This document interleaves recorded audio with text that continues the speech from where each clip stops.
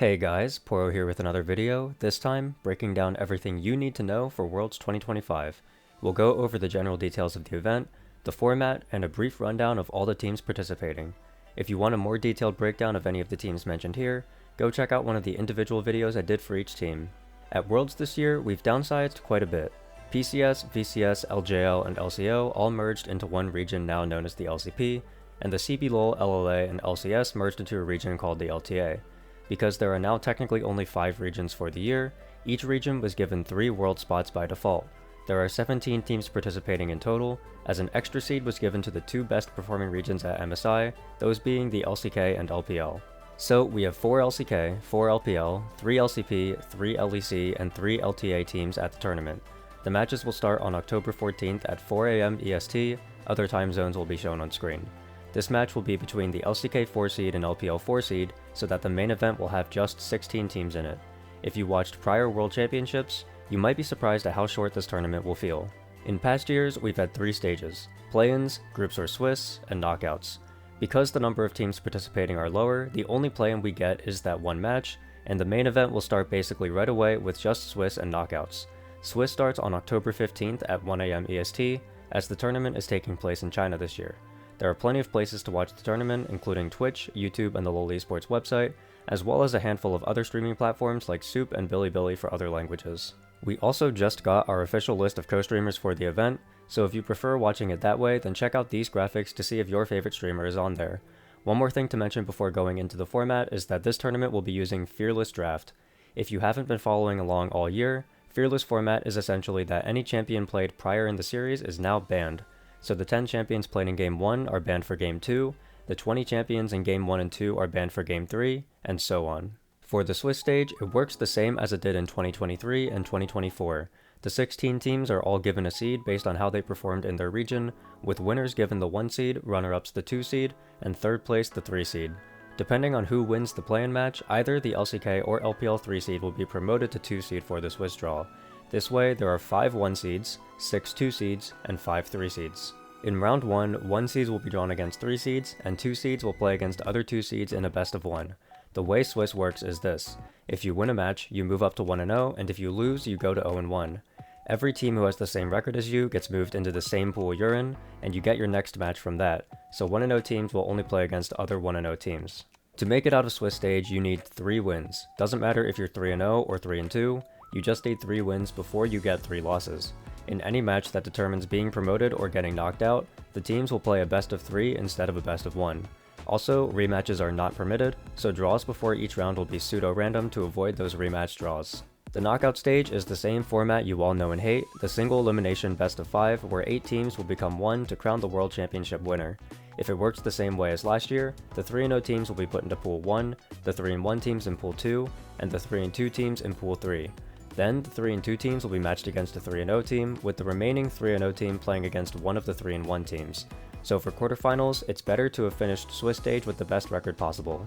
The knockout stage will start on October 28th at 3 AM, and grand finals will be played on November 9th at 2 AM. That's everything for format, so let's get going into the teams who we'll be seeing. We'll start with the LCK, who won the most recent MSI tournament. The LCK 1 seed is Gen G, and they've bolstered their roster from last year by adding Ruler to the team. With the high contracts from the 4 superstars, the team needed to go for a lower profile support, and they grabbed Duro, who played on the 6th place Fear X last year. At the beginning of Split 1, Duro was playing like the weakest member of the team and looked like the mid-tier support people thought he would look like. However, over the course of the year, he improved dramatically, and now he's coming into the tournament as one of the best in the world. Speaking of best in the world, every single superstar on this team has lived up to expectations. Chovy is once again coming in as the perceived best player in the world, Keen has been remarkably consistent and is even picking up more carries again, and Canyon had a great performance at MSI. Ruler started out the year a bit rusty, but has once again claimed his spot as best ADC. Unsurprisingly, this team is expected to take home the trophy. If Gen G don't make it to at least Grand Finals, the year will feel like a massive disappointment for them, as they've completely dominated over 2/3 of it. The team still plays how you would expect Gen G to play, with a methodical and precise style made to squeeze the enemy out slowly until they're out of options. However, we've done this song and dance every year for this team, and people still have doubts on whether Chovy can overcome his international curse or not. The LCK 2 seed is HLE, a star-studded roster built to win worlds. The big story of this team was the signing of Zeus in the offseason, as the young player decided to leave T1. With this roster, they won Split 1 and played in First Stand, where they easily cruised through to be the best team for the first portion of the year. After a collapse in Split 2 playoffs though, it looked like maybe they were only going to be the third best team in LCK near the end of the year. Every member of this team with the exception of Viper has had some inconsistent stretches this year, and it felt like they wouldn't be able to pull it together in time. However, in Split 3 playoffs, an unlikely hero stepped up to bring HLE to Grand Finals. Peanut, who has spent the last few years in decline, announced that this would be his last year playing pro because he needs to retire and perform his mandatory military service. Maybe a surge of urgency hit the team with this knowledge as everyone started playing more like how they did in Split 1, with Peanut's form returning almost to his vintage look back in the mid to late 2010s. With Peanut in form for his last dance, HLE are looking to finally win the legendary jungler his first Worlds. Expect this team to be aggressive, with Peanut playing to get his high resource laners ahead early. The LCK 3 seed is, surprisingly, KT. This team spent the entire year being the 4th best team in their region, and nobody expected them to slip into that top 3. Their roster is filled with players who don't look like Worlds caliber talent, such as their top laner Perfect and their support Peter, but they managed to make it work anyway. The entire year has been the Cuz and BDD show, as those two players have had to do the heavy lifting for all of their big wins. In Split 3 playoffs, KT were staring down 1 seed Gen G to lock in a world slot, and in a performance that defied all expectations, Cuz and BDD played the best league of their lives as they upset Gen G in 5 games to send the favorites down to the lower bracket. Immediately after this, KT would go 0-6 in game score for the rest of playoffs and look underwhelming, but that one big series had people talking, and now we don't know what to expect from this squad going into Worlds. Realistically though, they are still the 4th best team from the LCK who managed to pull it together for the perfect storm in one best of 5. The LCK 4 seed almost needs no introduction, as it's the defending 2-time world champion T1. The one change the team made to their roster in the offseason was signing Doran as their new top laner. The change was perceived as strictly a downgrade, and in Split 1 and Split 2 it seemed as such. Then, in Split 2 playoffs, Doran found a form we haven't seen for his entire career, and he was playing like the best top laner in the world for that short stretch of series. With this new fire in their top side, it seemed like T1 would be the 2 seed heading into this tournament. They made it all the way to Grand Finals at MSI and were cruising through Summer Split in clear 2nd place. In playoffs though, they bumped into the ramping up HLE and experienced a bad loss, sending them to the lower bracket. Here it would still be fine as they could just defeat KT to lock their 3rd seed. And then KT beat Gen G, and now it would be a Gen G versus T1 to determine who gets sent to the play-in, and T1 would lose this series in a 5-game heater. Throughout this stretch of time, Doran, Faker, and Gumayusi have experienced up and down play. When they're all playing at their best, they can be the best team in the world, but as of right now they're having some champion pool issues in late Fearless, which makes it hard for this team to close out series that go late. Keria and Owner have both been playing like world-class talents though, and both have an argument for being the best in their roles this year. While T1 is the 4th seed, many viewers still believe they are a favorite to take home the title to complete the three-peat Faker was denied back in 2017. The LPL 1 seed is BLG, and they have a similar roster to what people would be familiar with from past internationals. A notable exclusion this time though is Shun, who went to JDG as this BLG roster has been having jungle issues. In less than a year, BLG have cycled through 4 different junglers now in an attempt to find the best fit, and they'll be bringing 2 of them to this tournament. Neither jungler has been consistent enough to be a full-time player, but most recently we saw Shadow step it up in playoffs, making people believe he's the one who BLG should put their hopes in. Knight, Elk, and On are all still the same players you'll be familiar with, and Knight especially has been one of the best LPL players this split, but their star top laner Bin has been having some dips in form. Heading into LPL playoffs, he wasn't even considered a top 3 top laner in the league, and it's questionable if he'll show up for Worlds at all. We all know how high his ceiling can be if he's in form though, and if all the pieces on BLG click, they can definitely be a threat to win Worlds. The LPL 2 seed is AL, and they have a roster that looks somewhat unlikely to be at the top of the LPL. Tarzan and Flandre are both elite talents prior to the start of this year, but the other 3 players spent the last chunk of their years in middle-of-the-pack teams with no playoff success. However, the fit together as a 5-man unit combined with their coach Tabe have turned this team into a powerhouse threat who placed 2nd in winter and 1st in spring. AL are definitely looking to make a deep run at this tournament. They took both Gen G and T1 to 5 games at MSI with their extremely aggressive fighting style, and everyone on the team has individually been performing above expectations. Shanks has come out of nowhere to be a top 3 mid laner in the league, Hope is looking similar to how he did for his Worlds 2022 semifinals run, and Kael has become one of the most flexible supports in the world. Don't count this team out, they definitely have what it takes to win it all. The LPL 3 seed is Top Esports, and we've done the song and dance multiple times already. They have Weak Side King 369, top tier jungler Kanavi, aggressive mid laner Cream, and super internationally experienced bot duo of Jackie Love and Hong. They have arguably the strongest early games in the world, and can jump out to a multiple thousand gold lead against any team seemingly at will. Top Esports is still the same Top Esports as always though, as we saw this team, minus Hong, go to first stand and have the worst showing the LPL has had at an international in almost a decade, as Top Esports would choke away basically every match. This split has been no different, as all of their losses seem to be game throws and individual ints at the worst time possible. The organization has been to 5 internationals so far and has underperformed at all 5 of them, so we'll need to see if history will repeat itself once more despite the World Championship caliber roster they have. The LPL 4 seed is IG, and this team has been a fan favorite all year. The owners of the organization decided to try and run back the core of the 2018 championship team, and they signed 5 successful veterans, including franchise players The Shy and Rookie, to create the old man team of all old man teams. With their experience and brains, and definitely not their hands, IG managed to scrape into the 4th seed position through the regional qualifiers. Most people are expecting this team to be knocked out in play-ins against T1. Rookie is not the player he once was, The Shy and Wei are incredibly inconsistent, and Mako can have some int plays as well. For the most part, this team has been Gala stepping up and being one of the best bot laners in the world to carry the rest of the crew. If IG want any chance to defeat T1, Gala will have to play like the best ADC at the tournament, and the rest of the team will need to do what they can to keep up. The LCP 1 seed is CFO, and for many people, this team is a dark horse at the tournament. At the start of the year, people wrote the LCP off as just a combination of minor regions that never found great success at modern internationals. Then, CFO came into first stand and shocked the world by sweeping TL, KC, and Top Esports in group stage, before finally succumbing to KC in 5 games in semifinals. They had an equally impressive showing at MSI, taking T1 to 5 games and knocking out MKOI before losing to AL to end in 5th-6th place. Since coming back to domestic play, they have yet to drop a single series, going a clean 8-0 on their way to claiming their 3rd consecutive LCP title. This team has the potential to take games off of any big team, led by their veteran jungler Junja and their 18-year-old mid lane superstar Hongq. Don't underestimate the Flying Oysters. To keep with the theme of ocean creatures, the LCP 2 seed is Team Secret Whales, and they are my personal favorite team at this tournament. They are the youngest team at the tournament with virtually no international experience except for their support Taki.